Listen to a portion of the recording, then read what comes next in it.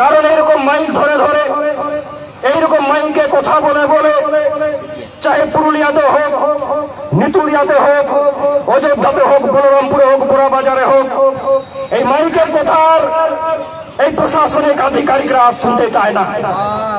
এই মাইকের কথার প্রশাসনিক আধিকারিকরা শুনতে চায় না। আমার মনে হয়েছে এই মাইকের কথাগুলো ওনারা শুনতে চান না। ওনারা যেটা চাইছেন, এতক্ষণ ধরে যে কথাগুলো আসছে, এতক্ষণ ধরে আপনাদের বক্তারা, আমাদের বক্তারা আপনাদের সামনে যে সব কথাগুলো বলল, বাধা দিলে বাঁধবে লড়াই, সেই লড়াইটাই ওনারা মনে হয় চাইছেন। এই ডিএফও সাহেব, পুরুলিয়ার প্রশাসন, সর্বোপরি পশ্চিমবাংলা সরকার, রাজ্য সরকার, এনারা এই লড়াই চাইছেন। আর এই ওপেন মঞ্চ থেকে আমরা তো সেই লড়াই করার জন্য প্রস্তুত আছি। আর আজকে আমরা ওর বাহাদুরি দেখাতে এখানে আসিনি, বাহাদুরি দেখানোর জন্য পুরুলিয়াটাকে স্তব্ধ করতে আসিনি, বাহাদুরি দেখানোর জন্য পুরুলিয়ার সাধারণ মানুষকে আমরা হেকেল করতে আসিনি, বাহাদুরি দেখানোর জন্য আমরা আমাদের সাংগঠনিক শক্তিকে যাচাই করার জন্য আমরা এখানে আসিনি। আমরা আপনাদেরকে বোঝাতে এসছি, আমরা এখানে বোঝাতে এসছি আমরা ভিখারি নই, আমরা দাবিদার। আমরা আপনাদের কাছে ভিক্ষা চাই না, পাহাড় জঙ্গলের অধিকারের দাবি চাইছি, আমরা দাবিদার। সেই দাবিটা পূরণ করার দায়িত্ব আপনার, সেই দাবিটা পূরণ করার দায়িত্ব আপনার। তার জন্য আপনি চেয়ারে বসেছেন। আমরা গণতান্ত্রিক আন্দোলনে বিশ্বাসী, গণতন্ত্রকে মান্যতা দিই, পুলিশ প্রশাসনকে মান্যতা দিই, আইপিসিকে মান্যতা দিই। তাই সংসদীয় গণতান্ত্রিক পদ্ধতিতে আজকে গণডেপুটেশনের ডাক দিয়েছি।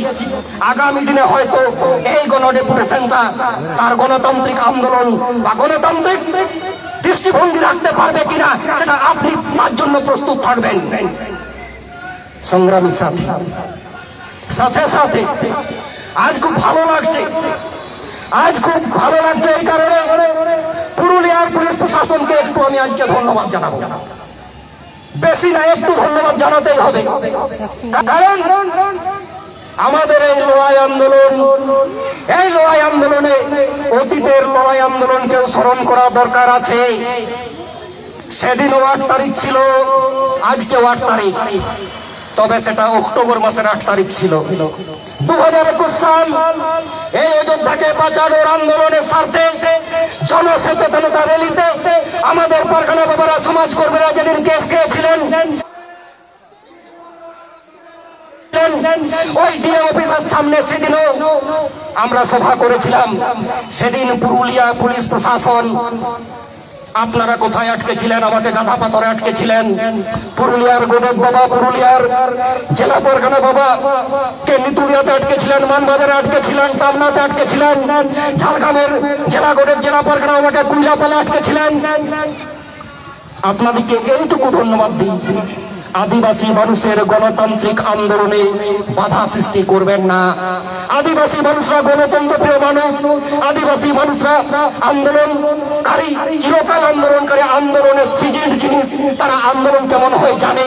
দয়া করে আদিবাসীদের বাক স্বাধীনতাকে হরণ করবেন না, আদিবাসীদের গণতান্ত্রিক অধিকারকে হরণ করবেন না, আদিবাসীদের সাংবিধানিক অধিকারকে হরণ করবেন না। এই জন্য আপনাদেরকে ধন্যবাদ জানাচ্ছি। সাথে সাথে আজকে অবাক লাগছে যে আজকে এতদিন ধরে অযোধ্যার যে আন্দোলন, অযোধ্যার আন্দোলন আজকে এই পুরুলিয়া জেলা ছড়িয়ে সারা পশ্চিমবাংলা, কলকাতা ছড়িয়ে আজকে দিল্লির বুকে ঘা মেরেছে। সাথে সাথে এই পুরুলিয়া জেলার প্রশাসন, এই পুরুলিয়ার ডিএফও, বাঘমুন্ডির পুলিশ প্রশাসন এই অযোধ্যার আন্দোলনের প্রেক্ষাপটে এনারাও ইতিহাস সৃষ্টি করেছেন, ইতিহাস লিখে দিয়েছেন এনারা। কেমন করে? 13/6/17 যেদিন তৎকালীন পুরুলিয়া জেলা শাসক মাত্র 34 জনের স্বাক্ষর নিয়ে পুরুলিয়ার দুর্গা প্রজেক্টের জন্য সওয়াল করলেন, সেখানে নাকি অযোধ্যার মানুষরা ইচ্ছুক আছে। 34 জন মানুষের স্বাক্ষর নিয়ে অযোধ্যাবাসীর সাথে তঞ্চকতা করে, প্রতারণা করে সেদিন তৎকালীন পুরুলিয়ার জেলা শাসক একটা ইতিহাস লিখেছিলেন।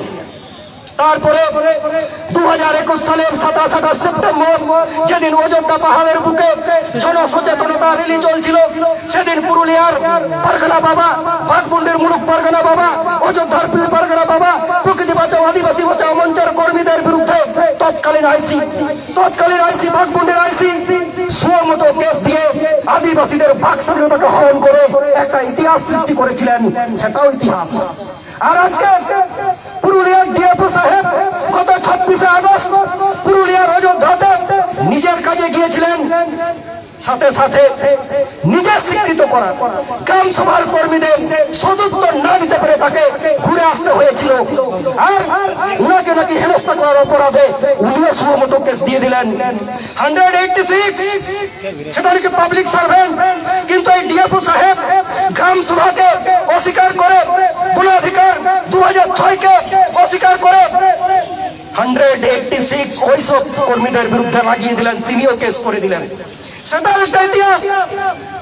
কিন্তু উনাদের কাছে আমি উনাদের জ্ঞান গরিমাকে খাটো করবো না, ডিএফও সাহেবের জ্ঞান গরিমাকে খাটো করবো না, বাঘমুন্ডির আইসির জ্ঞান গরিমাকে খাটো করবো না, পুরুলিয়ার পুলিশ প্রশাসনের আধিকারিকদের জ্ঞান গরিমাকে আমি খাটো করবো না। আমি ওনাদের কাছে করজোড়ে নিবেদন করে যাব, আপনারা দয়া করে এই গলত ইতিহাস লেখা বন্ধ করুন, ইতিহাসটাকে জানুন, ইতিহাসটাকে পড়ুন, ইতিহাসটাকে মানুন। আদিবাসীর ইতিহাসটা ছোট্ট না, আদিবাসীদের ইতিহাসটা অনেক বড়। সিধু কানুর আমল থেকে আজ পর্যন্ত আদিবাসীরা অধিকারের স্বার্থে রয়েছে। তারা সিধু কানুর বংশধর, পুরোজনের বংশধর, বিরসা মুন্ডার বংশধর, রঘুনাথ সিংহের মাহাতর, রঘু সিংহের বংশধর। তাদেরকে অত সহজে অধিকার থেকে সরানো যাবে না, আদিবাসীদেরকে অত সহজে অধিকার থেকে সরানো যাবে না। আজকে যদি কেউ মনে করে, আজকে অনেকের গায়ে ঝাল লাগতে পারে, অনেকের গায়ে ফোসকা পড়তে পারে, অনেক রাজনৈতিক দাদা দিদিদের ফোসকা পড়তে পারে, অনেক দালাল টাকাবাজ ঠকবাজদের ফোসকা পড়তে পারে। আদিবাসীরা আন্দোলন করবে কেন? আদিবাসীকে কেন আজকে তারা রাস্তায় নামবে? কেন সরকারের বিরুদ্ধে হাইকোর্টে যাবে? কেন আজকে ডিএফও ডেপুটেশন হবে? কেন অযোধ্যা নিয়ে তারা এত বাড়াবাড়ি করবে? আজকে অনেকের ফসকা পড়ছে। শুনে রাখুন, এই জল, এই জঙ্গল, এই মাটি, এই পাহাড় আমার পূর্বপুরুষ একদিন তৈরি করেছিল বুকের রক্ত দিয়ে। এই সম্পত্তিকে রক্ষা করা আমার দায়িত্ব।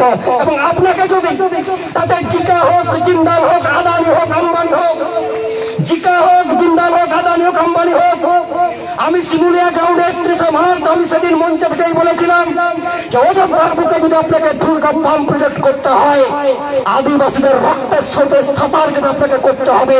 আজকে আরেকবার আমি স্মরণ করিয়ে দিচ্ছি, অযোধ্যার বুকে যতই টেন্ডার আপনি করুন, অযোধ্যার বুকে যতই টেন্ডার করুন, যে ঠিকাদার হয়ে একটা কাজ ছুড়ে তার অবস্থা কিন্তু হাতগুলোকে কেটে দেওয়ার মতো আমাদের শক্তি আছে এবং আমাদের লড়াকু সৈনিকরা তৈরি আছে।